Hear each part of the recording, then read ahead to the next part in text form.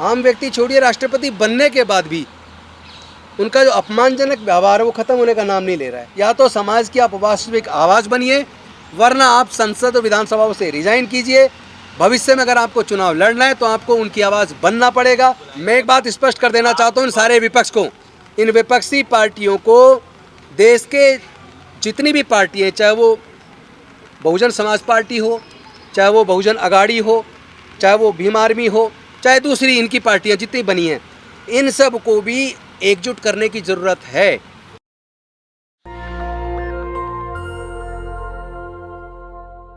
आज आपके सामने आकर बड़ा अच्छा लग रहा है।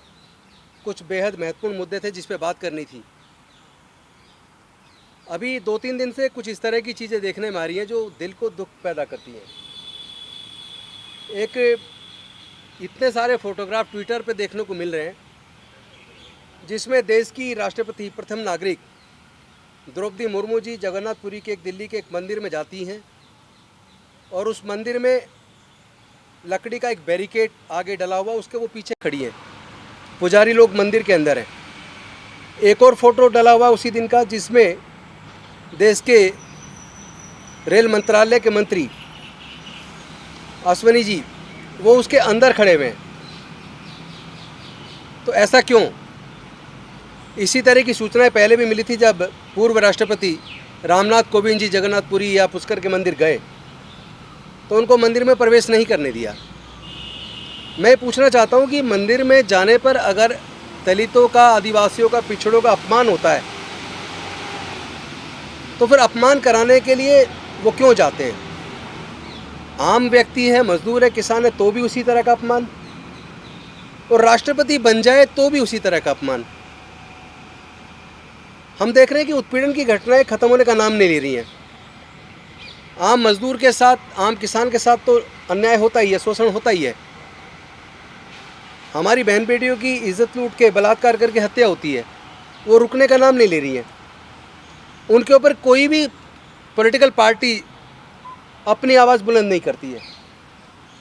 आज भी चाहे मूंछ रखने पर हत्या हो, चाहे गड़ा छूने पर हत्या हो, चाहे चश्मा पहनने पर हत्या हो, चाहे घोड़ा खरीदने पर हत्या हो, लेकिन दलितों के, आदिवासियों के, पिछड़े वर्ग के लोगों के साथ उत्पीड़न खत्म होने का नाम नहीं ले रहा है। आम व्यक्ति छोड़िए, राष्ट्रपति बनने के बाद भी उनका जो अपमानजनक व्यवहार है वो खत्म होने का नाम नहीं ले रहा है। मुझे सुबह मैं एक मान्यवर कांसीराम साहब की एक वीडियो सुन रहा था जिसमें वो कह रहे थे कि जिस समाज की गैर राजनीतिक जड़ें मजबूत नहीं होती, उस समाज की राजनीति भी कभी मजबूत नहीं हो सकती। उस वीडियो को जब मैं सुन रहा था तो मुझे डॉक्टर बाबा साहेब अम्बेडकर की याद आई। उन्होंने भी कहा था कि जिस समाज की सामाजिक शक्ति कमज़ोर होती है, उस समाज की राजनीतिक शक्ति भी कभी मजबूत नहीं हो सकती। आज हम देख रहे हैं, चाहे डॉक्टर बाबा साहेब अम्बेडकर के परपौत्र प्रकाश अम्बेडकर हों, चाहे बहन मायावती जी हों, चाहे साउथ के बीसी के पार्टी के तिरुमावलन जी हों, चाहे चंद्रशेखर आज़ाद हों, चाहे तेजस्वी यादव हों, चाहे अखिलेश यादव हों, या इस तरह के नीतीश जी सहित, स्टालिन जी सहित जितने भी बहुजन समाज के नेता हैं, मैं उन सबसे एक सवाल करना चाहता हूं। इस समाज का एक जिम्मेदार सिपाही होने के नाते, डॉक्टर बाबा साहेब अम्बेडकर जी का एक सिपाही होने के नाते, कि हमारे इतने सारे नेता होने के बावजूद और जनसंख्या में 88% होने के बावजूद हमारे लोगों के हक अधिकार के मुद्दे अभी भी पीछे क्यों हैं? अभी भी हमारी कोई सरकार अगर SC ST या OBC का रिजर्वेशन उनकी संख्या के अनुरूप बढ़ाने का प्रस्ताव कैबिनेट में पास करती है और विधानसभाओं में पास करती है और उसके बाद राज्यपाल उसको रोक के बैठ जाते हैं, तो देश में राज्यपालों के अंदर इतनी हिम्मत अगर आ रही है तो कहाँ से आ रही है कि वो देश के संविधान के खिलाफ जाके अपनी मनमर्जी से किसी चीज़ को कैसे रोक सकते हैं? सरकार के किसी निर्णय को पुनर्विचार के लिए भेजना उनको अधिकार है, लेकिन रोक के रखने का उनको अधिकार नहीं है। क्या ऐसा तो नहीं है कि हम सामाजिक रूप से टुकड़े टुकड़े में बटे हैं, हम अलग अलग पार्टी चला रहे हैं, लेकिन सामाजिक कॉमन मुद्दे पे भी एकजुट नहीं हो रहे हैं? इस तरह की राजनीति से किसी को क्या हासिल हो जाने वाला है? ये तमाम बहुजन समाज की पार्टियां आखिर मिनिमम कॉमन एजेंडा बनाकर इनको कॉमन मुद्दों पर एकजुट आने में क्या तकलीफ़ है, क्या प्रॉब्लम है? ये कैसी राजनीति जो समाज को कमज़ोर होता देखकर समाज पे और पर होने वाले उत्पीड़न के खिलाफ भी एकजुट होकर मजबूती से लड़ नहीं सकते? ऐसी राजनीति करने का फ़ायदा क्या है? मुझे डॉक्टर बाबा साहेब अम्बेडकर जी की वो बात याद आती है जब वो कहते हैं कि ये मैं संसद और विधानसभाओं में राजनीति में प्रतिनिधित्व दे रहा हूँ, सरकारी नौकरियों में जज, engineer, doctor, collector, professor, scientist सहित तमाम नौकरियों में ऊंचे ऊंचे पद पर जाने का प्रतिनिधित्व दे रहा हूँ, तो अकेला मैं अगर ये हज़ारों साल की गुलामी तोड़ने में कामयाब हुआ तो जिस दिन हमारे समाज के पढ़े लिखे लोग जब विभिन्न ऊंचे ऊंचे पदों पर जाएंगे या राज्यसभा, विधानसभा, लोकसभा के अंदर हमारे लोग जो जाएंगे वो समाज की आवाज़ बनेंगे। जब वो सारे मिलके समाज की इस अधिकार की लड़ाई को लड़ेंगे तो समाज को अधिकार सुनिश्चित हो जाएंगे, उनकी रक्षा हो पाएगी, कोई उनको वायलेट नहीं कर पाएगा, कोई हमारे अधिकार को छीन नहीं पाएगा। तो फिर इतने सारे सांसद होने के बावजूद, सैकड़ों सांसद, हज़ारों विधायक और लाखों ऑफिसर होने के बावजूद भी हमारे समाज के ऊपर होने वाले जुल्म का ख़त्म क्यों नहीं हो पा रहा है? वो जुल्म ख़त्म क्यों नहीं हो पा रहे हैं? कभी 1975 में ट्राइबल सब प्लान बना, 1979 में शेड्यूल कास्ट कंपोनेंट प्लान बना, उसके बावजूद सरकारों की इतनी हिम्मत क्यों है कि इन वर्गों का वोट लेने के बावजूद उनको स्पेशल कंपोनेंट प्लान फंड के हिसाब से उनको प्लान फंड में एलोकेशन नहीं होता, और अगर होता है तो जो नॉन डाइवर्टेबल और नॉन लैप्सेबल होने के बावजूद वो लैप्स कैसे हो जाता है, डाइवर्ट कैसे हो जाता है, उस पर सरकारें संवैधानिक जिम्मेदारी से कैसे बच जाती हैं? और बचने के बाद हमारे सांसद, विधायक, मंत्री क्या करते हैं? क्या उनको इन सारे मुद्दों पर मिल के आवाज़ नहीं उठानी चाहिए? तो आज आपके बीच आने का मुख्य कारण यही है कि हम लोग, चाहे हमारे लोग किसी भी पार्टी में हों, लेकिन क्या सामाजिक मुद्दों पर, कॉमन मुद्दों पर क्या वो सारे मिल के आवाज़ नहीं उठा सकते? आखिर ऐसी कौन सी मजबूरी है कि समाज चाहे कमज़ोर होता चला जाए, रिजर्वेशन लगातार ख़त्म होता जा रहा है, लेटरल एंट्री के माध्यम से इसमें स्पेसिफिक लिखा होता है, जो लेटरल एंट्री से पोस्ट निकलती है जिसमें डायरेक्टर, जॉइंट सेक्रेटरी लेवल की पोस्ट निकलती है, उसमें क्लियर लिखा होता है कि इसमें SC, ST, OBC के लोग अप्लाई ना करें। एक मेरे पास सामने किस्सा आया, एक यूनिवर्सिटी के अंदर इंटरव्यू था। जैसा कि आप जानते होंगे यूनिवर्सिटीज़ के अंदर जो इंटरव्यूज़ होते हैं वो एक गवर्निंग बॉडी होती है और इंटरव्यू से सिलेक्शन होता है, कोई रिटन टेस्ट नहीं होता assistant professor, associate professor, professor बनने के लिए।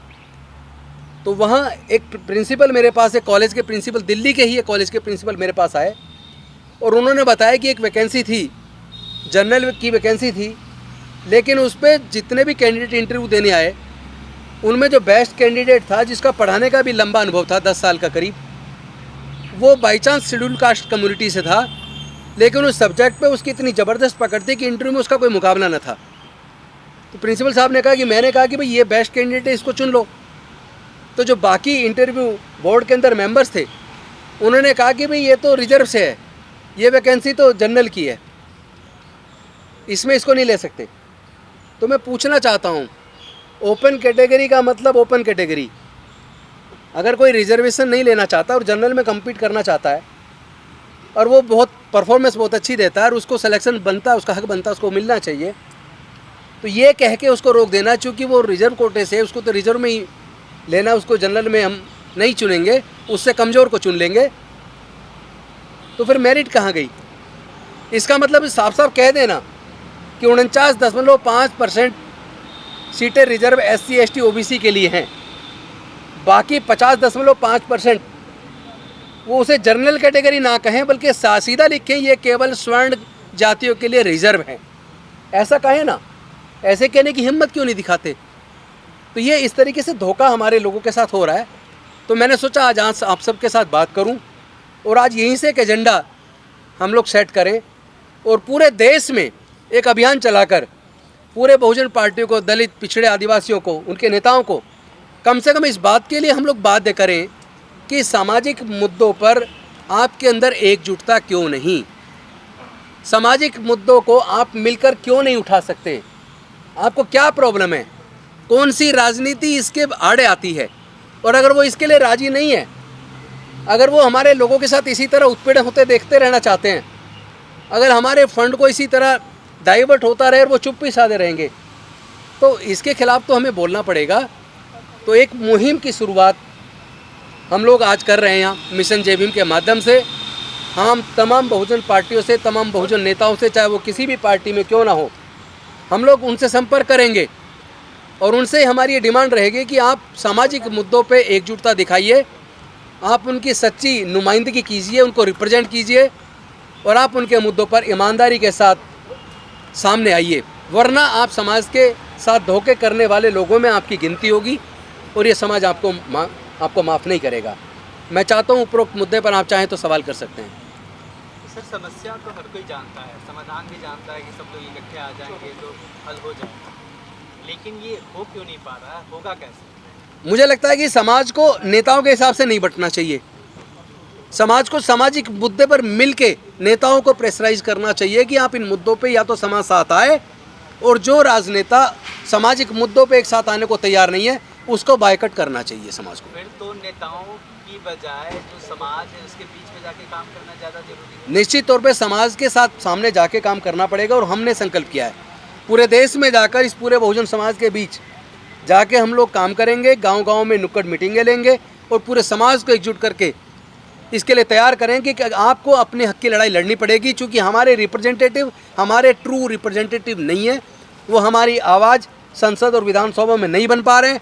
तो इसलिए ऐसे लोगों को सबक सिखाने के लिए समाज को जागरूक करके इतना मजबूती से एकजुट करना पड़ेगा ताकि हमारे राजनेता मजबूर हो जाएं। तो योजना क्या है आपकी, कब से शुरू कर रहे हैं और क्या क्या करेंगे? शुरू हम कर चुके हैं, आपके माध्यम से सिर्फ आज जानकारी दे रहे हैं ताकि उन सब नेताओं के कानों तक ये बात पहुंच जाए, सारे बहुजन चैनल के माध्यम से ये बात पहुंच जाए कि अब या तो आप लोग सामाजिक मुद्दों पे एकजुटता दिखाने के लिए तैयार हुई, या तो समाज की आप वास्तविक आवाज़ बनिए, वरना आप संसद और विधानसभाओं से रिजाइन कीजिए। भविष्य में अगर आपको चुनाव लड़ना है तो आपको उनकी आवाज़ बनना पड़ेगा, और जो उनकी आवाज़ बनने को तैयार नहीं है, जो उनके मुद्दों को उठाने को तैयार नहीं है, जो समाजद्रोही बनना चाहते हैं, अब उनको आइडेंटिफाई करके एक्सपोज करेंगे और समाज के सामने उनका चेहरा ओपन करेंगे। जो आरक्षण से 131 सांसद चुन के आते हैं उनके लिए भी कुछ मैसेज है आपके पास? ये उन सब के लिए मैसेज है, जो चुन के आए हैं उनके लिए भी और जो चुन के आने की तैयारी कर रहे हैं उनके लिए भी, चाहे वो संसद में आने की तैयारी कर रहे हैं या पहुंच चुके हैं, या विधानसभा में पहुंच चुके हैं आने की तैयारी कर रहे हैं, उन सब को सामाजिक मुद्दों पर एकजुटता से आवाज़ बुलंद करनी ही पड़ेगी, चाहे वो जिस मर्जी पॉलिटिकल पार्टी में हो। अगर वो समाज को ईमानदारी से रिप्रेजेंट नहीं कर रहे हैं, अगर उनकी आवाज़ वो नहीं बन रहे हैं, अगर संसद विधानसभा में उनकी आवाज़ को नहीं उठा रहे हैं, अगर समाज के ऊपर होने वाले उत्पीड़न और उनके जो अधिकार छीने जा रहे हैं, अगर उसके खिलाफ एकजुटता नहीं दिखाते हैं, ऐसे लोगों को एक्सपोज करके उनको भी जनता के सामने, पूरे समाज के सामने एक्सपोज करेंगे, ताकि ऐसे लोगों की राजनीति को ख़त्म किया जा सके, उनका असली चेहरा समाज के सामने अब लाना होगा, समय आ गया है, वरना डॉक्टर बाबा साहब अम्बेडकर जी की कुर्बानी और मानवर कांसीराम साहब की कुर्बानी बेकार चली जाएगी। हमें ये आज़ादी जो मिली, 3000 साल की गुलामी डॉक्टर बाबा साहब अम्बेडकर ने तोड़ी, ऐसी नहीं टूट गई।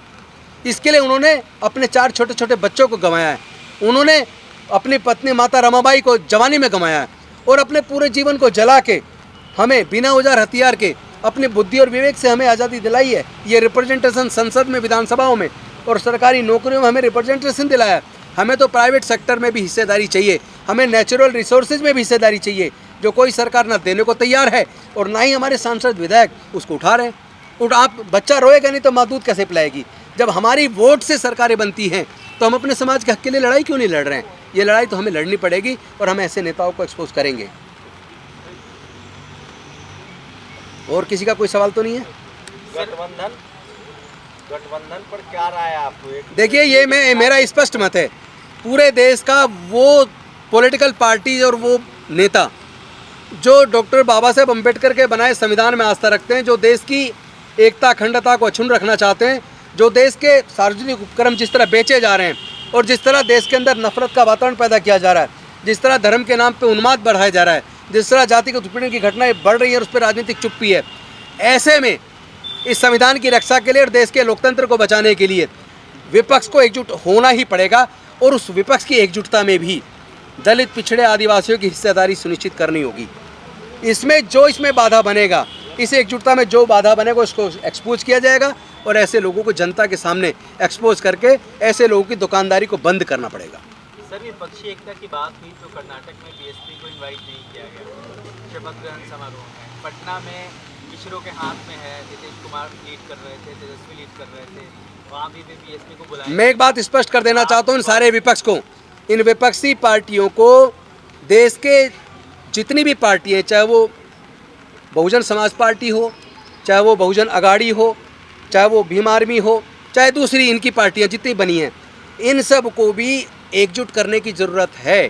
क्योंकि यहाँ अगर आप भागीदारी सुनिश्चित अपने अंदर भी नहीं करते एससी और एसटी की, तो भी एकजुटता किसी काम की नहीं रहेगी। फिर समाज के साथ, देश के साथ धोखा हो जाएगा।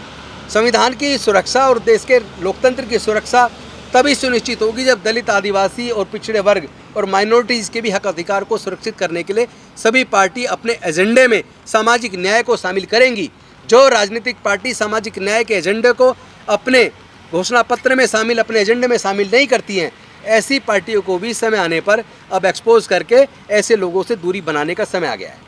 क्या शेड्यूल कास्ट, शेड्यूल ट्राइब, ये दोनों कम्युनिटी सबसे ज़्यादा विक्टिमाइज सोसाइटी है, क्या इनको भी एक अपना, जो तमाम शेड्यूल कास्ट लीडरशिप वाली पार्टियां हैं, उनको एक अपना फ्रंट बनाना चाहिए? चाहे निश्चित तौर पे बनाना चाहिए। अगर ये राजनीतिक पार्टियों की एकता सुनिश्चित करनी है और सुनिश्चित होने में अपनी हिस्सेदारी सुनिश्चित करनी है, तो देश की जो दलित, आदिवासी पार्टियां हैं, जिनका सबसे ज़्यादा शोषण होता है, जिनकी सबसे ज़्यादा हकमारी होती है और जितना प्राइवेटाइजेशन का जितना नुकसान उनको झेलना पड़ रहा है, मुझे लगता है उसमें उनका एजेंडा बेस एकजुटता उनकी भी होना बेहद ज़रूरी है और उसमें जो बाधा बनेंगे उनको भी एक्सपोज करना होगा। कौन कौन दल आ सकते हैं आपके हिसाब से? मुझे लगता है सबको आना चाहिए, जो नहीं आएगा एक्सपोज होगा। नहीं, किसको आप मानते हैं? भाई पिछड़े जो तमाम दल हैं जो बीजेपी के साथ हैं, आप जब दलित जो बीजेपी के साथ है वो ये तय कर ले कि संविधान को जिस तरह ताक पे रख के सत्ताधारी पार्टी निर्णय ले रही है। आप अभी देखिए, जाकर दिल्ली यूनिवर्सिटी के अंदर इंटरव्यू हो रहे हैं, बाकी सारे सेंट्रल यूनिवर्सिटीज़ के अंदर इंटरव्यू हो रहे हैं और एक होड़ लगी है कि जल्दी से जल्दी आरएसएस से जुड़े लोगों को वहाँ पे भर्ती किया जा रहा है। ऐसी अनेकों वीडियो आ रही है जहाँ बहुत मोटा पैसा कमाया जा रहा है, जहाँ अच्छे मेरिट वाले लोगों को दरकिनार करके केवल जो उनके उस संघ से जुड़े लोग हैं या उस पॉलिटिकल पार्टी से जुड़े लोग हैं, केवल उनका सिलेक्शन हो रहा है। इस तरह की वीडियो तमाम इस तरह के सोशल मीडिया पे आजकल दिख रहे हैं। बल्कि मैं खुद यूनिवर्सिटीज़ के अंदर विजिट करता हूँ, वहाँ देखता हूँ वहाँ कोई रिटर्न टेस्ट है नहीं और इंटरव्यू के अंदर पीएचडी होल्डर को दरकिनार करके, गोल्ड मेडलिस्ट को दरकिनार करके सिंपल जो नेट क्वालिफाई है उसका सिलेक्शन हो रहा है। तो फिर मेरिट कहाँ गई? तो ये सुनिश्चित करना पड़ेगा कि देश को अगर बचाना, देश के प्रजातंत्र को बचाना है, तो हमें सारे मुद्दों पर और ख़ास तौर पे दलित, पिछड़े, आदिवासी और अल्पसंख्यक लोगों के हक अधिकार को सुनिश्चित करने के लिए ये एकजुटता बहुत ज़रूरी है।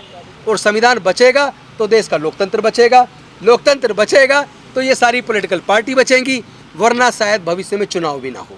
नेशनल दस्तक की आपसे गुजारिश है कि अगर इसको बचाना चाहते हैं तो नेशनल दस्तक को सब्सक्राइब करने के लिए रेड कलर के सब्सक्राइब बटन को दबाएं, फिर बेल आइकन की घंटी दबाएं। नेशनल दस्तक को बचाने के लिए बहुत ज़रूरी है कि हर खबर को शेयर करें, लाइक करें, कमेंट जरूर करें।